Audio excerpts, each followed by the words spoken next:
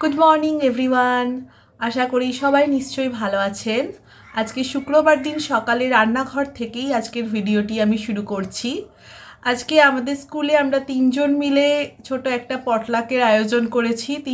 তিনজনের বাড়ি থেকে আমরা যে যেরকম রান্না পারি করে নিয়ে যাব। আজকে আমি ঠিক করেছি আমি মটন কষা বানিয়ে নিয়ে যাব। আপনাদের সঙ্গে নিয়েই আজকে মটন কষা রান্নাটি আমি করব। মটন কষা বানানোর জন্য আমি আগের দিন রাতেই কিছু প্রিপারেশন নিয়ে নিয়েছিলাম আর মটনটিকেও ম্যারিনেট করে রেখেছিলাম। আমি ওভারনাইট মটনটিকে ম্যারিনেট করে রেখেছি। কিভাবে সেই প্রিপারেশন নিয়েছিলাম এবং মটনটিকে ম্যারিনেট করেছিলাম সেইগুলি আপনাদেরকে ভিডিওর ছোট ক্লিপিংসের মাধ্যমে আমি দেখিয়ে দিচ্ছি। প্রথমে মাটনটিকে ভালো করে ধুয়ে নিয়েছিলাম। এলাচ, লবঙ্গ, দারচিনি, গোটা জিরে, গোটা ধনে এবং শুকনো লঙ্কাগুলিকে সিড ছাড়িয়ে নিয়ে রেডি করে নিতে হবে। এরপর কড়াই গরম করে গোটা মশলাগুলি কড়াইতে ঢেলে দিতে হবে। তারপরে নেড়ে নেড়ে মশলাগুলি রোস্ট করে নিতে হবে। যখন মশলাগুলি থেকে হালকা গন্ধ বেরোবে তখন মশলাগুলি নামিয়ে ঠান্ডা করে পাউডার করে নিতে হবে। এরপর মাটনটিকে ম্যারিনেট করার জন্য আমি লবণ, হলুদ গুঁড়ো, কাশ্মীরি লঙ্কা গুঁড়ো, ধনে গুঁড়ো, জিরে গুঁড়ো, আদা রসুনের পেস্ট রেডি করে নিয়েছি। প্রথমে মাটনের ওপরে গুঁড়ো মশলাগুলি দিয়ে দেব। তারপর আদা রসুনের পেস্ট দেব। 3 চামচ মতো মোটামুটি আদা রসুনের পেস্ট দিয়ে দিলাম। এরপরে সমস্ত উপকরণগুলি মাটনের গায়ে খুব ভালো করে মাখিয়ে নিতে হবে, যাতে প্রতিটি মশলা মাটনের গায়ে খুব ভালোভাবে লেগে যায়। একটু সময় নিয়ে মাটনে মশলাগুলি মাখাতে হবে। এবার আমার মাটনের ম্যারিনেশন প্রসেস সম্পূর্ণভাবে রেডি হয়ে গেছে আর মশলাগুলিও আমার সম্পূর্ণ রেডি হয়ে গেছে। এবার একটুকে ঠান্ডা করে পাউডার করে নেব। এরপরে আজকের রান্নাটি আপনাদের সঙ্গে নিয়ে এবার শুরু করছি। এখানে আমি দই নিয়েছি আর যে মশলাটি তৈরি করেছিলাম সেই মশলাটি নিয়ে নিয়েছি। এবার পাত্রে প্রথমে কিছুটা পরিমাণ দই নিয়ে নেব।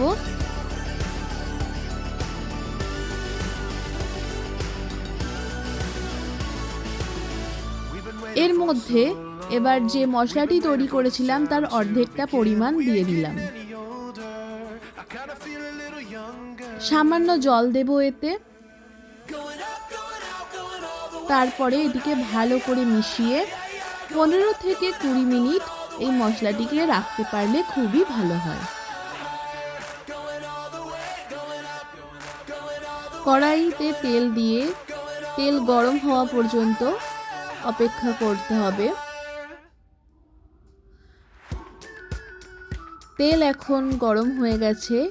এবার গরম তেলে প্রথমে আমি তেজপাতা দিয়ে দিচ্ছি। তেজপাতা দিয়ে কিছুক্ষণ অপেক্ষা করার পর আমি 3টে পেঁয়াজ কুচিয়ে রেখেছিলাম, সেই পেঁয়াজগুলি তেলের উপরে দিয়ে দিলাম। এবার পেঁয়াজগুলিকে ভালো করে লাল করে ভেজে নিতে হবে। পেঁয়াজগুলি ভাজতে কিছুটা সময় লাগবে। সময় নিয়ে পেঁয়াজগুলি ভালো করে ভেজে নিতে হবে।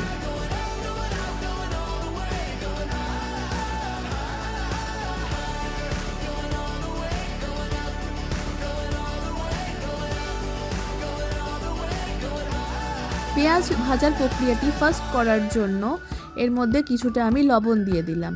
লবণ দেওয়ার সময় খেয়াল রাখতে হবে, কারণ আমরা ম্যারিনেশনের সময়ও কিছুটা লবণ দিয়েছিলাম।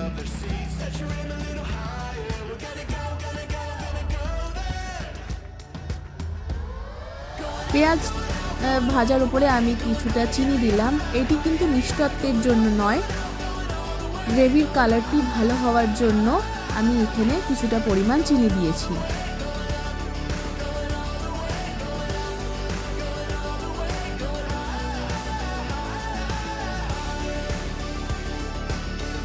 পেঁয়াজটি অনেকটাই ভাজা ভাজা হয়ে এসেছে।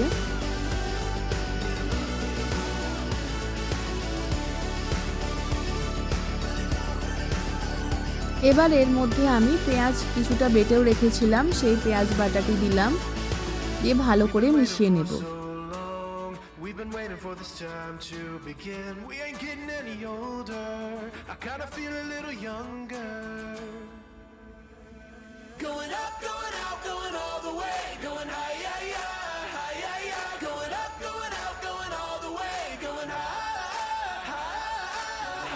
এর মধ্যে আদা রসুন এবং লঙ্কার পেস্টও দিয়ে দিলাম।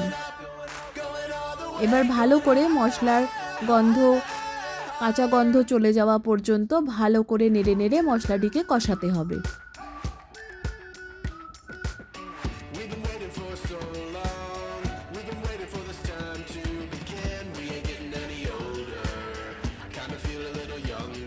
গুঁড়ো মশলার মধ্যে আমি এখানে শুধুমাত্র হলুদ গুঁড়ো এবং কাশ্মীরি লঙ্কার গুঁড়ো ব্যবহার করলাম।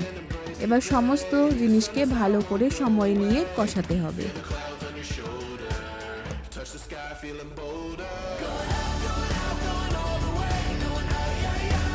মশলা থেকে যখন তেল ছেড়ে আসবে তখন তার মধ্যে ম্যারিনেট করা মাটনটি দিয়ে দিতে হবে।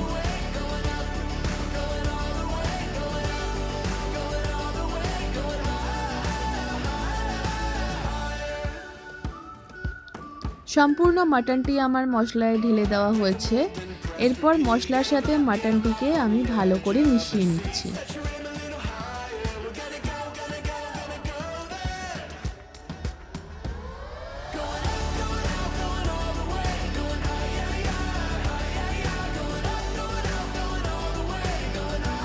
এইভাবে ভালো করে একটু ধৈর্য নিয়ে সময় নিয়ে মাটনটিকে কষাতে হবে।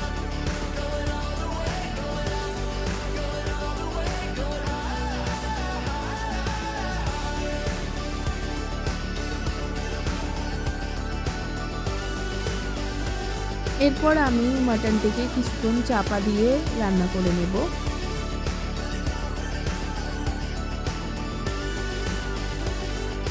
ঢাকা খুলে মাঝে মাঝে নেড়ে নিতে হবে, না হলে নিচে লেগে যাওয়ার সম্ভাবনা থাকবে।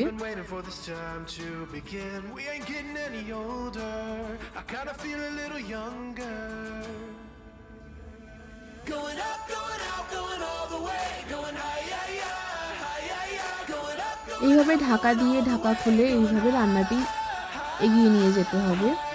এবার একটু সামান্য জল দিয়ে দিলাম, খুব সামান্যই জল দিতে হবে। দিয়ে হালকা জল দিয়ে আমি মশলাটিকে নেড়ে নিচ্ছি মাটনের সাথে।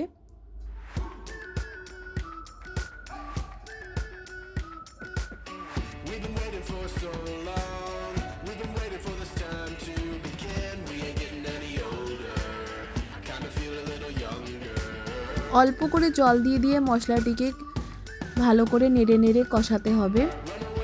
এতে মশলাটি নিচে ধরবেও না এবং পেঁয়াজটিও ভালোভাবে মশলার সাথে মিশে যাবে।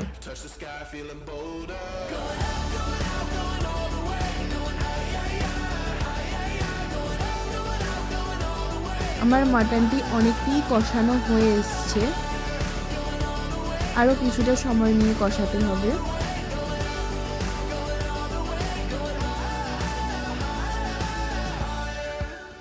এরপরে যে আমি দইয়ের সাথে মশলার মিশ্রণটি তৈরি করে রেখেছিলাম, এটা আমি এই মুহূর্তে মিশিয়ে দিচ্ছি।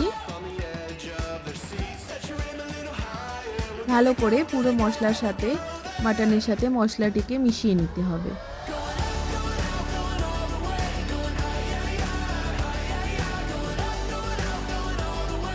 মাটনটিতে ঢাকা দিয়ে দিলাম। এরপরে কিছুক্ষণ পর আবার ঢাকাটি খুলে মাটনটি নেড়ে নিচ্ছি যাতে নিচে মশলাটি না লেগে যায়।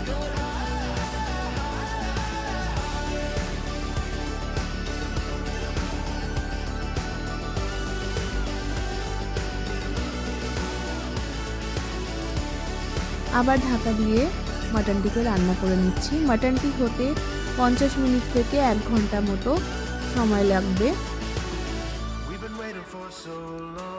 এবার আমি গরম মশলা গুঁড়ো, চেরা কাঁচা লঙ্কা, ধনেপাতা এবং কিছুটা পরিমাণ ঘি দিয়ে ভালো করে মিশিয়ে নেব।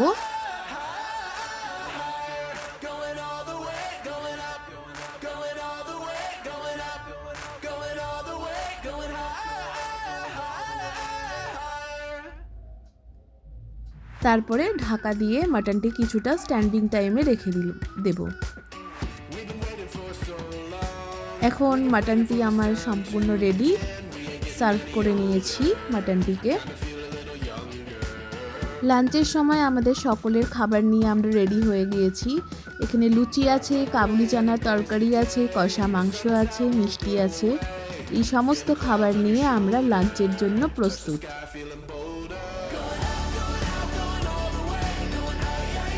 আজকে আমাদের পটলাকের খাবার দাবারের আয়োজন বেশ ভালোই হয়েছিল।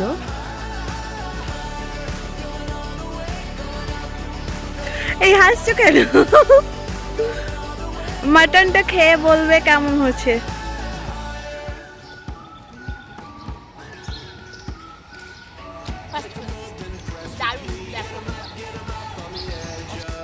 আজকে আমাদের লাঞ্চ ব্রেকে আমরা তিনজনে বেশ আনন্দ করেই কাটালাম।